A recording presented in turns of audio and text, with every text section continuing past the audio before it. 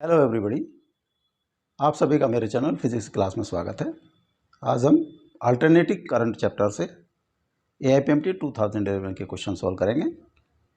First question, in an AC circuit an alternative voltage E is equal to 200√2 sin omega t volt is connected to a capacitor of capacitance 1 microfarad.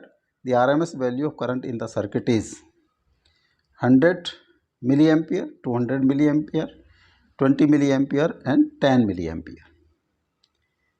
जो alternative voltage है E is equal to 200√2 sine 100t।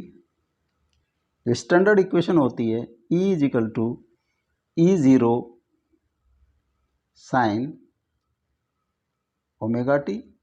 दोनों equation को comparison करें तो peak value होगी E0 is equal to 200, this is peak value, और omega is equal to 100। तो VRMS होता है E0 पीक वैल्यू √2, तो 200√2 by √2 is equal to 200 volt. Capacitive reactance XC की वैल्यू होती है 1/ωc, जो 1/ω is 100 and C is 1 microfarad, 1 × 10⁻⁻6 farad और 10⁴ ओम। जो IRMS value of current IRMS होगा, that is VRMS divided by XC, capacitive reactance. VRMS 200 volt divided by 10⁴ और 200 × 10⁻⁻4, 20 × 10⁻³ ampere और 20 milliampere. जो IRMS की वैल्यू होगी वो 20 milliampere. This C is correct option. Next, an AC voltage is supplied to a resistor R and an inductor L in series. If R and the inductive resistance both equal to 3 ohm, the phase difference between the applied voltage and the current in the circuit is π/4, π/2, 0 and π/6। Phasor diagram अगर हम लें, this is R and XL,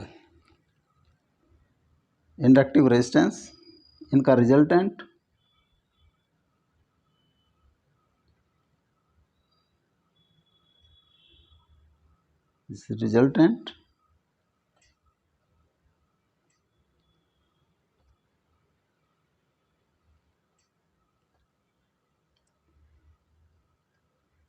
R, this is XC and phase difference phi, this is phi। तो XC is equal to R is equal to 3 ohm और tan phi होगा XC by R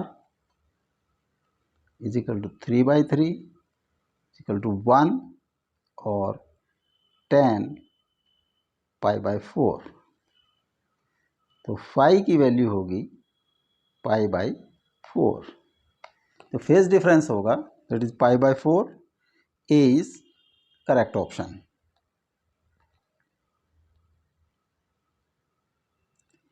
the RMS value of potential difference, next question है, the RMS value of the potential difference V shown in the figure is, ये figure दी है, ये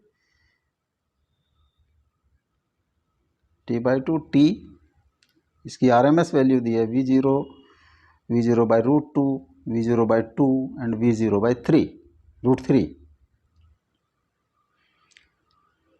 तो जो RMS value होती है वो पोटेंशियल डिफरेंस की, अगर हम जो DC सर्किट है हमारा कोई पोटेंशियल डिफरेंस प्रोवाइड करें तो किसी एक पर्टिकुलर टाइम पीरियड में कोई जो VRMS वैल्यू होती है पोटेंशियल की उतनी ही एनर्जी डिसिपेट होगी उस टाइम में जितनी कि AC सर्किट में। तो अगर हम T टाइम में, अगर हमने एक DC सर्किट है, कोई भी एक DC सर्किट है,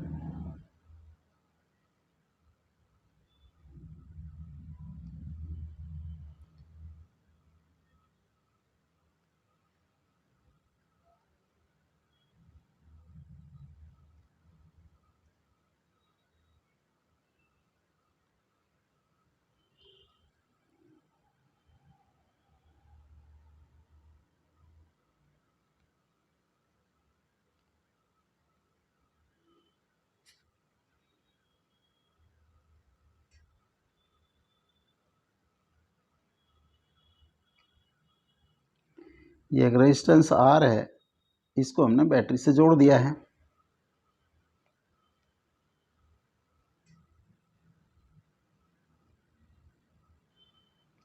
और बैटरी का जो वोल्टेज है, पोटेंशियल है, दैट इज VRMS। तो एनर्जी डिसिपेटेड इन T सेकेंड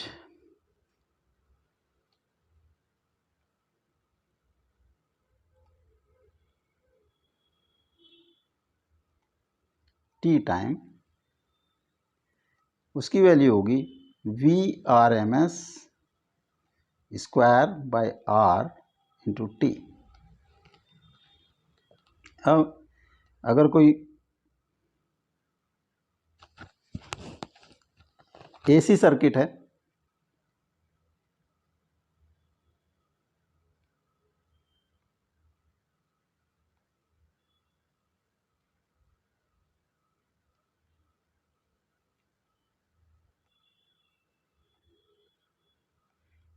AC R, तो एनर्जी डिसिपेटेड इन T टाइम इस AC सर्किट में उतनी ही होगी जो DC सर्किट में है। तो अगर हम ग्राफ से देखें एनर्जी डिसिपेटेड इन T टाइम, अगर हम यहाँ इसको ड्रॉ कर लें,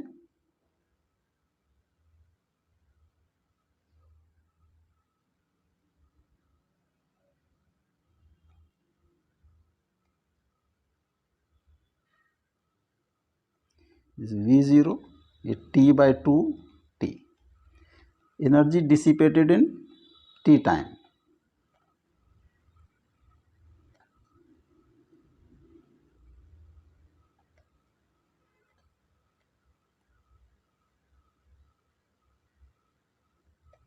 तो T/2 टाइम में energy dissipated V0 square by R into T/2, और नेक्स्ट T/2 टू T 0 का square by R into T/2, ये आ जाता है V स्क्वायर T/2R। तो बाय डेफिनेशन ये दोनों वैल्यूज सेम होंगी। VRMS square by R into T is equal to V0 square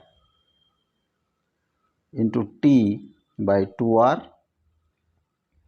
और VRMS square is equal to V0 square T into 2R into R/T। R and T cross हो जाएंगे तो इधर V square by 2, तो VRMS की value आ जाएगी V0 by √2। तो V0 by √2 B is correct option.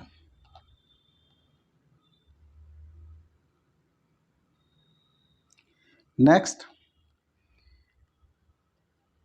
a coil has resistance 30 ohm and inductive reactance 20 ohm at 50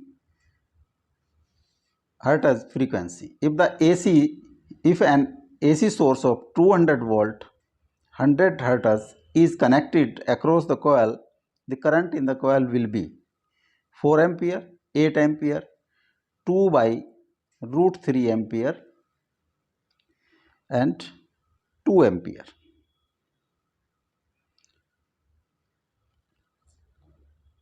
R की value दी है, R इज इक्वल टू 30 ओम और inductive resistance at XL at is given as 20 ohm.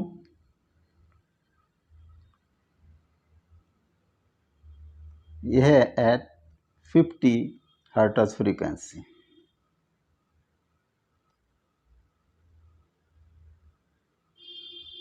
जो XL की value होती है 2 पाई frequency into L. अगर ये is XL तो पहली कंडीशन में 50 था, 2 पाई इंटू 50 हर्ट्ज है into L is equal to 20 ohm और सेकंड कंडीशन है 100 फ्रीक्वेंसी है, 100 इंटू L, ये मान लिया X डैश L. डिवाइड कर दें दोनों को तो X dash L is equal to upon 20 is equal to 2 pi into 100 into L by 2 pi into 50 into L is equal to 2. तो X dash L is equal to 2 into 20 is equal to 40 ohm. Impedance of the circuit Z is equal to R square plus X dash L का square, 30 का square plus 40 का square under root 900 plus 1600 under root 2500 is equal to 50 ohm. Z की value आ जाती है 50 ohm और voltage applied is 200 volt. Current in the circuit, current I is equal to V by Z और 200 by 50 is equal to 4 ampere. Current in the circuit होगी वो 4 ampere. A is correct option.